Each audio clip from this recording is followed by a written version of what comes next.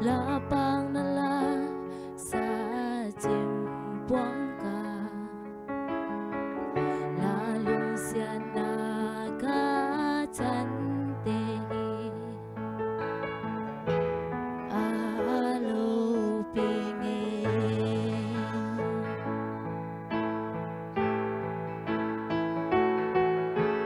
Giêsu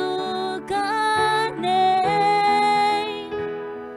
hốt tâm nakacangtay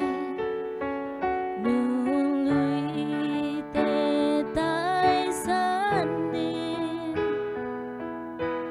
lampi di hotang ka nang lampi tu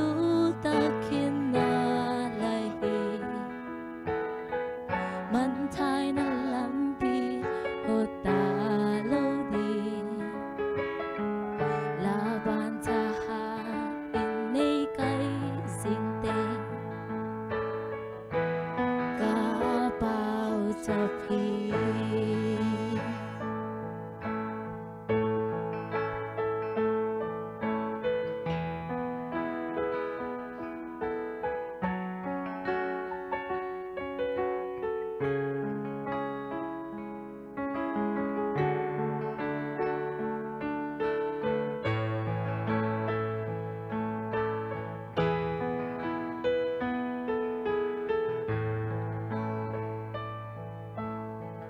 lung kham le be don ni a ka be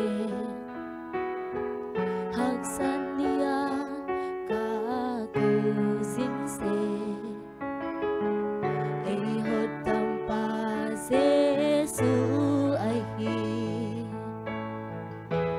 ka tha mon na la happy na te ka gen sen puai lapang nala sa Jimbuangka, lalong siya nakacantehi alupingin.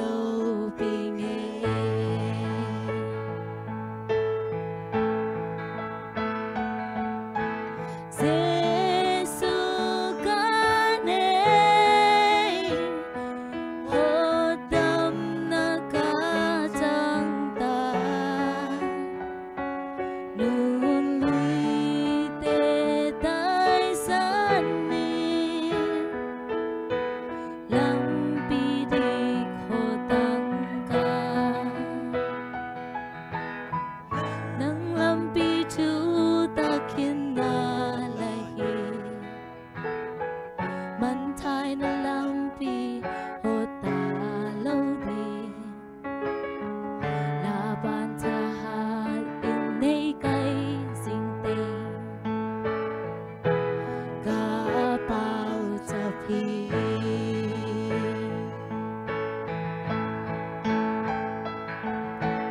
Giêsu kanay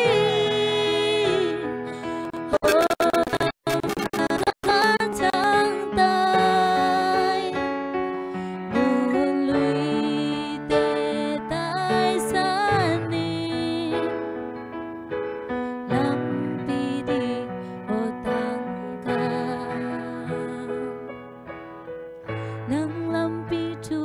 takin na lahi man thai na lampi hota lodi laban jahat ini kai sinteng kapau capi upa mintan ai ta hen